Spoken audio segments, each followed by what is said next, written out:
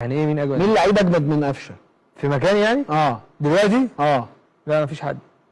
الماتشات كلها اللي انا نزلت فيها انا مستواي ثابت الحمد لله ومركز. 10 دقايق تفتكر الناس شايفه اللي انت شايفه؟ مش بتاعتي، كل واحد له وجهه نظر. في ناس بتشوف لعيب تاني. انا نفسي اشوف فين الغلط، يعني انا نفسي اعرف ايه الحمله اللي معموله على قفشه على غلط. الراجل غلط في ايه؟ قال لك انا احسن لاعب في مصر في مركزي. قال لك امام وحش؟ لا، امام احسن لاعب في مركزه. ايوه، ده عقليه وتفكير لعيبه الاهلي كلها. لو انت بتقعد دكه احسن لاعب في مركزك برضك هتنزل تغير ملامح الماتش، زي ما هو نزل في ماتش الكاس اللي في السعوديه غير ملامح الماتش، عمل اسيست وجاب جول وقال لك استاهل ابقى احسن لاعب. ايوه، اخد الجايزه، ايوه، بس ما خدتهاش وامام خدها. هل انا معترض؟ لا. لو قالوا له روح يا قفشه ادي لامام الجايزه وادي له $100,000 هيعمل كده وبكل حب، لان هو بنفسه برضك قال بتطلع في الاوضه بالظبط ان هم اخوات واكلين عيش وملح مع بعض.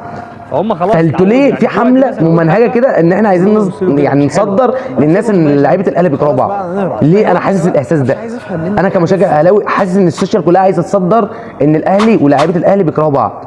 هل يا ترى دي غيره من النجاحات اللي هم بيحققوها؟ الله اعلم. حاجه يهمه دلوقتي احنا فيها السوشيال ميديا. انه في لعيبه بتاخد لقطه ما بتلعبش كوره؟ طبعا يا عم انت لعيب كوره، خليك في شغلك، خليك لعيب كوره خلاص. ايوه، ايه الغلط اللي هو قاله؟ ما فعلا يا جماعه في لعيبه كتير قوي في الكوره بقت بتحب اللقطات دلوقتي. هو ما قالش كهربا، هو مش كهربا هو الوحيد اللي بتاع لقطات، او هو مثلا بتاع لقطات. لا، انا شايف الكهربا عادي يا جماعه، هو بيرد على الناس اللي بيبقوا عايزين ياخدوا على قفاه لقطه. ده انا شايف ان كهربا بيعمل كده فعلا.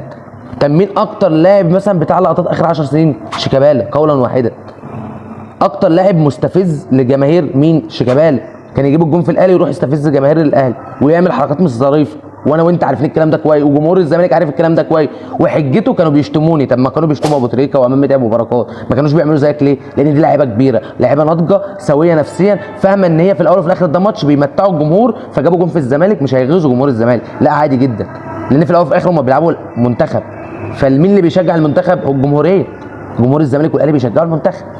اما انت لعيب ما كنت تساوي نفسيا يا شيكابالا. وحتى اخر موقف مع امام يبين انك انت بتحب اللقطات وعايز تظهر في الصوره. كلامك في البرنامج كله ما هو الا لقطات يا شيكابالا. ليه انتوا ما خدتوش ان الكلام ده موجه لشيكابالا مثلا؟ ليه خدتوها كهربا؟ هو مش موجه لشيكابالا برضه، بس انا بقول لكم ليه ما خدتوهاش في الزون ده مثلا. فاللي انا شايفه ان دي حمله ممنهجه على لعيبه الاهلي ان هم يصدروا للجمهور انه لعيبه الاهلي بيكرهوا بعض. ناس بتحقد وبتغل على اللعيبه دي، عايزين يصدروا للشعب المصري كله ان اللعيبه دي مش سالكه لبعض بمعنى اصح. وبس كده يا جماعه، ده اللي انا شايفه، ده وجهه نظري. مستني اشوف رايكم تحت في الكومنتات. لو انت بتشوفنا على اليوتيوب ما تنساش السبسكرايب واللايك بتاعك بيفرق صدقني. لو بتشوفنا على منصه الفيس او على الانستا ما تنساش تعمل لي فولو عشان الفيديوهات الجايه. اشوفكم على خير. كان معاكم اخوكم في الله محمود السعيد. السلام عليكم.